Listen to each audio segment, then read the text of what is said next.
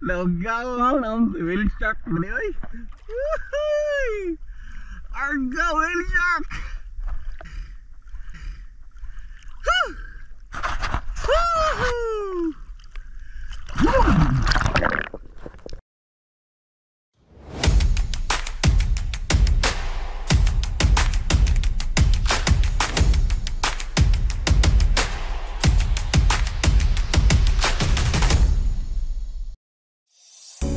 Good day sa lahat at welcome sa ating YouTube channel. Welcome sa Nardong Shots. Para sa mga bago pa sa channel na ito, enjoy nyo lang yung mga videos natin at baka makatulong ito sa mga future fishing trips nyo.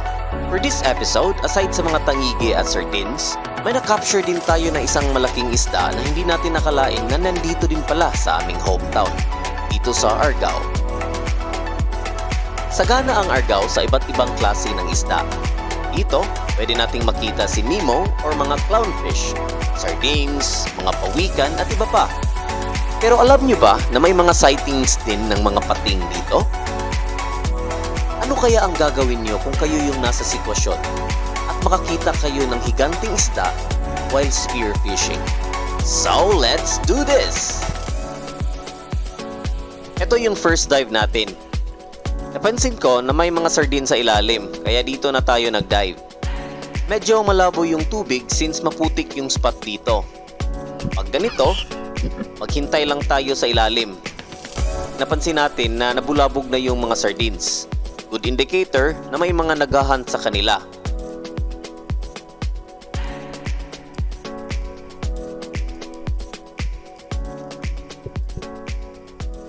At nung paglingon ko, ay yun! Isang tangige! Hindi ko masyadong nakita ang isda kaya tinira na lang natin sa direksyon kung saan patungo yung isda, hoping na matatamaan.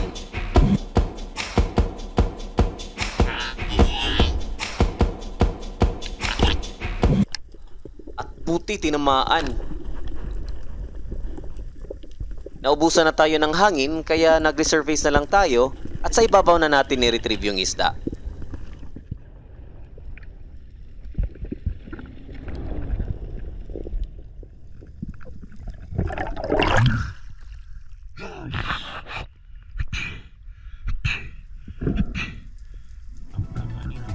Dahan-dahan kong hinila yung line kasi hindi ako sure kung saan tinamaan yung isda.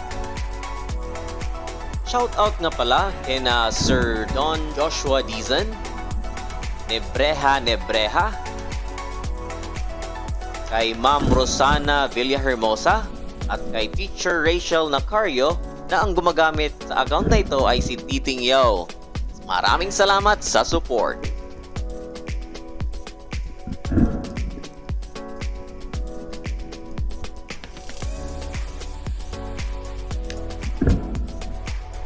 Kung mapapansin nyo, medyo napababa yung tama ng isda at malaki din yung sugat kaya pwede pa ring makawala.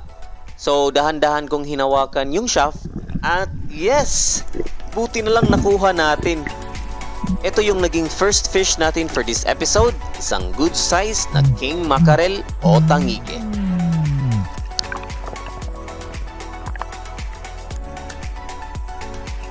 Nag-dive ulit tayo dito kasi baka may kasama pa yung nahuli nating mackerel. Napakarami kasi ng bait fish sa ilalim.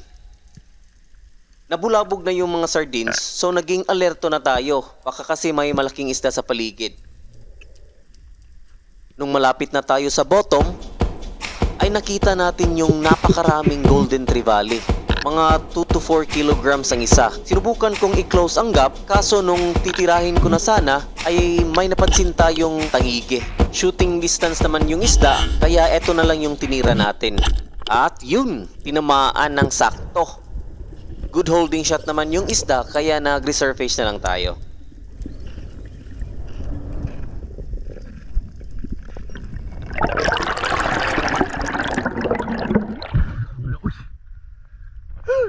Sa ibabaw na natin ni-retrieve yung isda.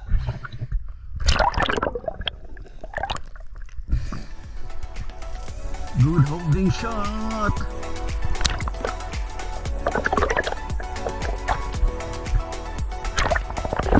Shout out din kina Just Neil in Canada. Lingan, mayong buntag. at kay JZ98925 Master Dive Safe. Maraming salamat sa support.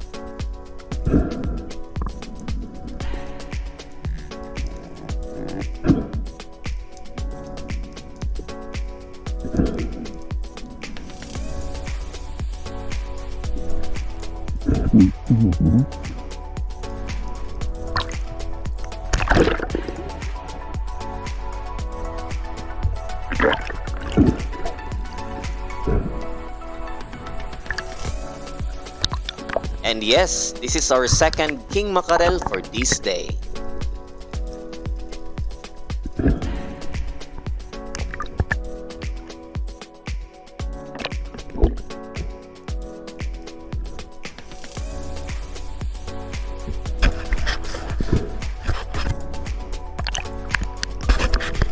Habang tayo'y namamana, may napansin akong isang maliit na remora. Ibig sabihin, posibleng may sinusundan siyang malaking isda o posible din namang naligaw lang ito. Hindi ko na ito pinansin. Siguro, yun ang pagkakamali ko.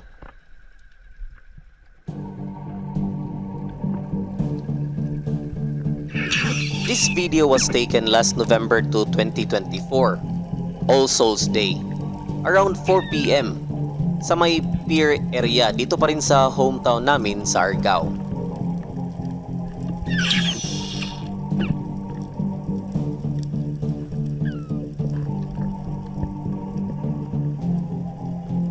Akala ko normal dive lang ito.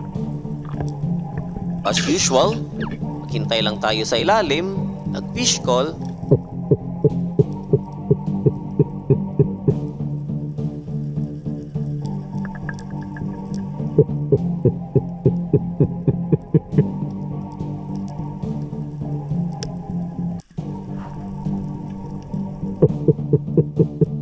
At since walang mapana ay umahon na. Nung nag-resurface na ako, biglang may naramdaman ako na bumangga sa paa ko. Dito na ako kinabahan. Dahil alam na alam ko na walang ibang bagay na nakalutang dito na pwede kong kasabitan. Nung paglingon ko, ay yun na nga, isang whale shark! Kung mapapansin nyo, yung binti ko ay nasa fins na ng isda. Hindi ko ma-explain yung pakiramdam ko sa oras na ito. Akala ko hihilahin ako pababa.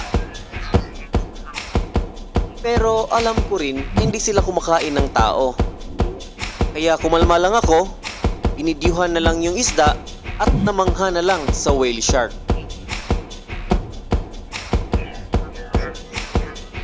Ito yung whole video na hindi naka-slow-mo.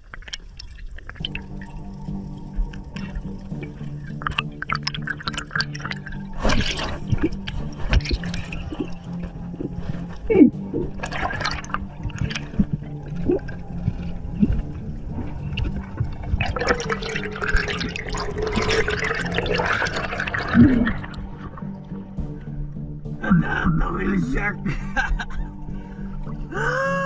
At kung nakapunta na kayo sa pier, sa Argao, yes, nasa may buya lang siya. Napakalapit lang sa pier mismo.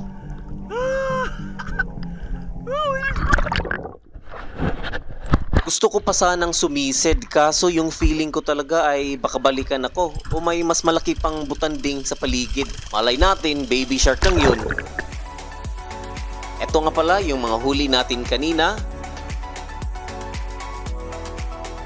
2 king mackerel.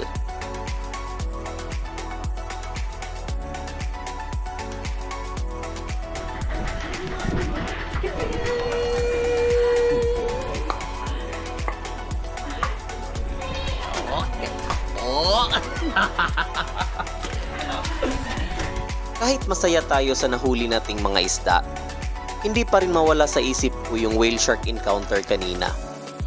Napakagandang panoorin na nasa wild yung whale shark. Baka na-attract sila sa dami ng maliliit na isda dito sa amin. Sana, mapanatili nating malinis ang dagat. Para naman may masilayan pang mga ganitong isda ang mga next generation.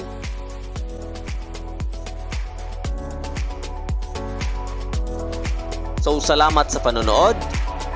Till next episode ulit. Ito ang Ardong Shots.